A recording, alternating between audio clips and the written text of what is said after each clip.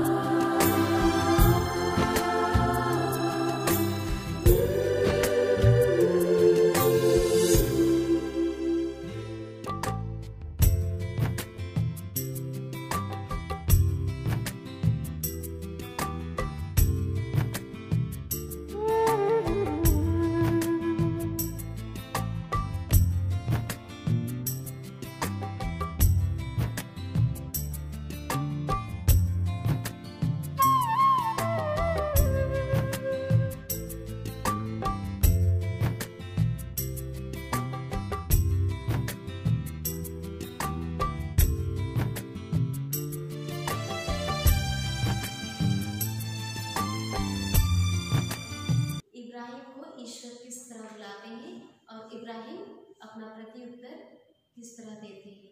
वे अपने विश्वास के जरिए अपने सब माता पिता और अपने सारी जमीन जायदाद सब कुछ छोड़कर ईश्वर के कार्य के लिए निकल पड़ते हैं। तो दोस्तों, अब हम दूसरा व्यक्ति, एक महान व्यक्ति के बारे में देखते हैं। वे है मूसा नबी।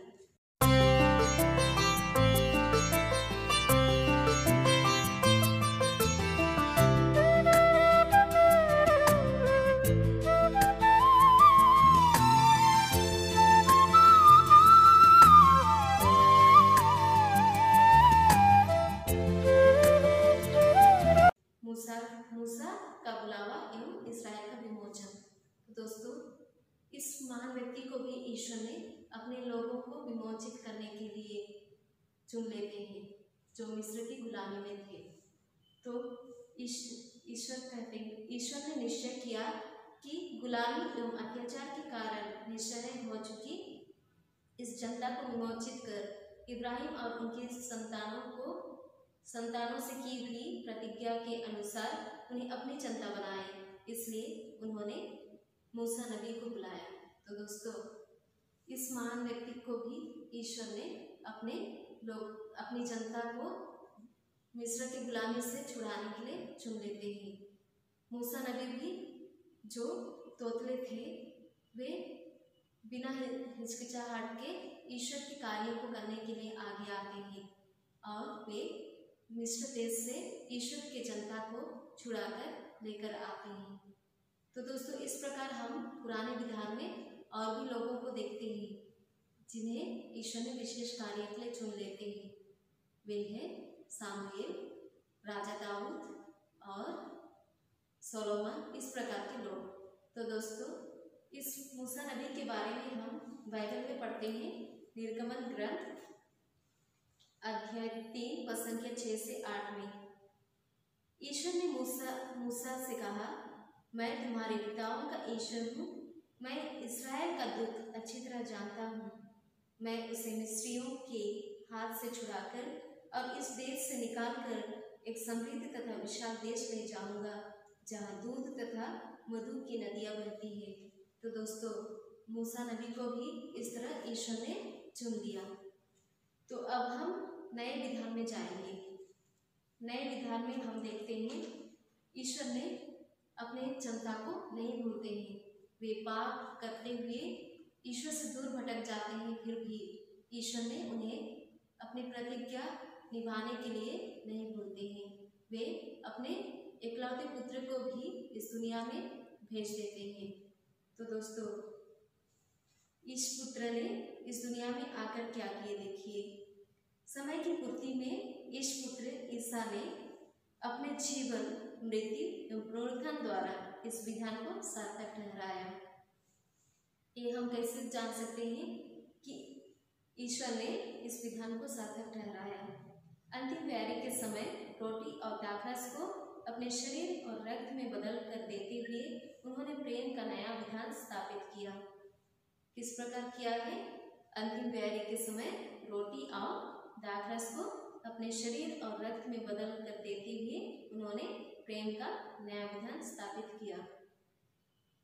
तो जब हम ईसा के जीवन में देखते हैं या उनके क्रूस स्मरण में देखते हैं और उनके पुनरुत्थान में देखते हैं, तो ये सब ईश्वर की जो इच्छा है उसकी पूर्ति थी। ईश्वर ने अपनी जनता को अपने प्रेम से अलग नहीं करना चाहते थे, उन्हें बचाना चाहते थे, इसलिए उन्होंने अपने एकलौते पुत्र को भी दे दिया।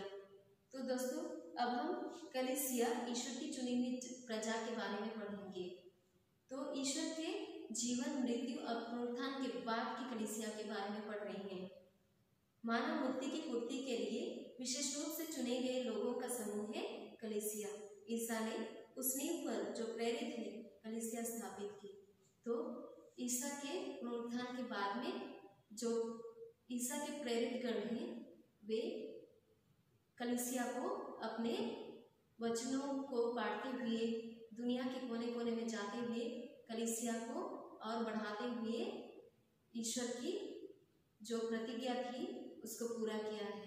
तो दोस्तों, अब हमें इस पाठ को पूरा पढ़ने से पता चलता है कि ईश्वर ने अपनी प्रतिज्ञा कैसे पूरा की और अपने लोगों को किस प्रकार से चुना है।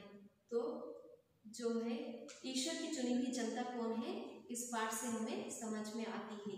तो दोस्तों, आपके पाठ्य पुस्तक के पेज नंबर 15 में कुछ प्रश्न दिए गए हैं, उस प्रश्नों का हल करना हमारा कर्तव्य है। तो दोस्तों, पहला प्रश्न है, ईश्वर के बुलावे को इब्राहिम ने किस प्रकार प्रत्युत्तर दिया। तो दोस्तों, हमने देखा है, वीडियो के जरिए भी देखा है और सुना भी है कि इब्राहिम ने ईश्वर को किस प्रकार प्रत्युत्तर देते हैं। विश्वास एवं आज्ञाकारिता के द्वारा इब्राहिम ने ईश्वर को प्रत्युत्तर दिया। उसके बाद दूसरा प्रश्न है, ईश्वर ने मूसा को किस लिए बुलाया था? तो ईश्वर ने मूसा को किस लिए बुलाया? वह है, ईश्वर ने निश्चय किया कि गुलामी एवं अत्याचार के कारण निश्चय हो चुकी इस जनता को विमोचित कर इब्राहिम और उनकी संतानों से की हुई प्रतिज्ञा के अनुसार उन्हें अपनी जनता बनाया, इसलिए ईश्वर ने मूसा को चुना। तो दोस्तों तीसरा प्रश्न है, इस्राएली जनता को कहल एवं एक्लेसिया कहने पर क्या क्या सूचित होता है? इस प्रश्न का उत्तर भी दिया गया है तीन पॉइंट में। इस्राएल जनता ईश्वर द्वारा बुलाए और एकत्रित किए गए लोगों का समूह है। दूसरा है, एक खास लक्ष्य के लिए वे बुलाए और एकत्रित किए गए थे, ईश्वर की आराधना करना और उसके विधान का पालन करना, यह है वह लक्ष्य। और तीसरा है, एक चुनाव के जरिए इस्राएल ईश्वर की अपनी जनता बन गया। तो ये 3 पॉइंट है प्रश्न तीसरा का आंसर। चौथा प्रश्न है, 2 ईशवचन लिखिए जो यह सूचित करते हैं कि हम ईश्वर की निजी प्रजा है। तो दोस्तों आप दो ईशवचन ढूंढेंगे और पढ़ेंगे जो यह सूचित करता है कि हम ईश्वर की निजी प्रजा है। और 5वां प्रश्न है, ईसा ने नए विधान की स्थापना कैसे की? हमने अच्छी तरह पढ़ा है कि ईश्वर ने नए विधान की स्थापना कैसे की। अंतिम व्यारी के समय रोटी और दाखरस को अपने शरीर और रक्त में बदल कर देते हुए उन्होंने प्रेम का नया विधान स्थापित किया। तो ये है आपके प्रश्नों के उत्तर। तो दोस्तों आपका होमवर्क रहेगा, इन प्रश्नों के उत्तर ढूंढेंगे अपने बुक में। अगर आपने क्लास अच्छी तरह अटेंड किया है तो आपको आसानी से प्रश्नों का उत्तर मिल जाएगी। तो आप अपने प्रश्नों के उत्तर ढूंढेंगे और अपने नोटबुक में लिखेंगे। तो आज के लिए हम यही समाप्त करते हैं और फिर मिलेंगे।